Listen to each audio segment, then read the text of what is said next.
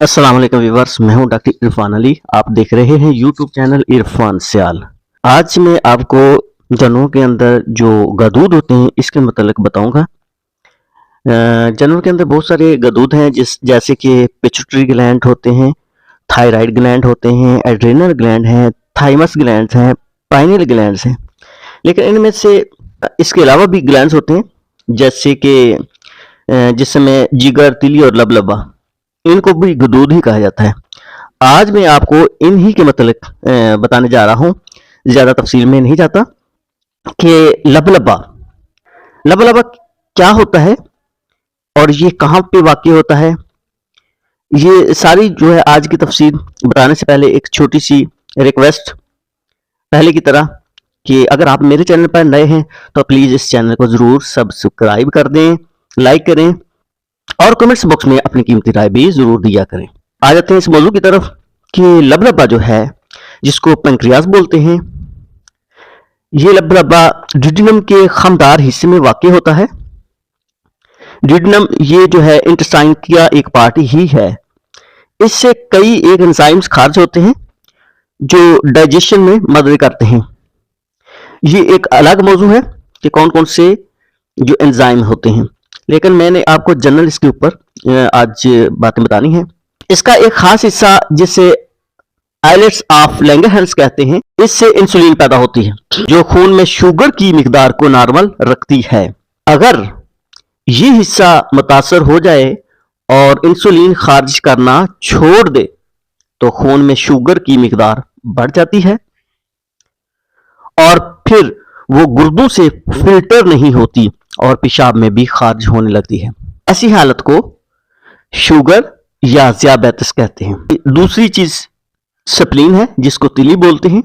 जब खून के सुर्ख सेल्स, जिनको आरबीसी कहते हैं, रेड ब्लड सेल्स हैं, जब ये टूटते हैं तो तिली और जिगर में इनके खास जूस जमा हो जाते हैं जो दोबारा इनकी पैदाइश में इस्तेमाल होते हैं। तिली पेट में मैदा के करीब वाक़ई होती है। मलेरिया, बुखार में अक्सर ये अपनी नॉर्मल हालत से बढ़ जाती है। इसके अलावा और भी बीमारियां हैं जिसमें जो तीली का साइज है ये 5 गुना तक भी बढ़ जाता है। खासतौर पे एंथ्रैक्स की बीमारी है, ये एक होती बैक्टीरियल डिजीज है। एंथ्रासिस बैसिलस ये एक बैक्टीरिया होता है उसकी वजह से, और इसके मतलब कि बताया जाता है कि तारीख भी गवाह है कि इसका पोस्टमार्टम करने वाले जो अक्सर यानी इस बीमारी का शिकार हो जाते हैं। लिहाजा अगर एंथ्रैक्स की बीमारी से किसी जानवर की डेथ हुई है तो उसका पोस्टमार्टम किए बगैर उसको दफन कर देना चाहिए, क्योंकि ऐसा एक तारीख के अंदर एक वाक़या मौजूद है कि पाकिस्तान के अंदर ही एक डॉक्टर कपल था, तो उन्होंने इसका पोस्टमार्टम किया और वो जल्द ही इस बीमारी की जद में आकर दुनिया से रुखसत हो गए थे। नेक्स्ट है जिगर की बात कर लेते हैं। ये भी एक ग्लैंड ही है, गदूद ही है कि जिगर को इंसानी और हैवानी सबसे बड़ा गदूद माना जाता है। ये गदूद बड़ी अहमियत का अमल है। ये पेट में दाएं जानब डायाफ्राम से पीछे 7वें और 8वीं पसली के नीचे वाक़ई होता है। इसके फंक्शन की बात करें, अगर अफ़ाल की बात करें, नंबर 1 जिस्मानी दर्जा हरारत को कंट्रोल करता है। नंबर 2 मैदा से आई हुई खुराक की खासियत तेजाबी होती है, यानी एसिडिक कंडीशन होती है। जब इसमें जिगर का जूस शामिल होता है तो इसकी तासीर खारी बनाता है और हजम के काबिल बनाता है।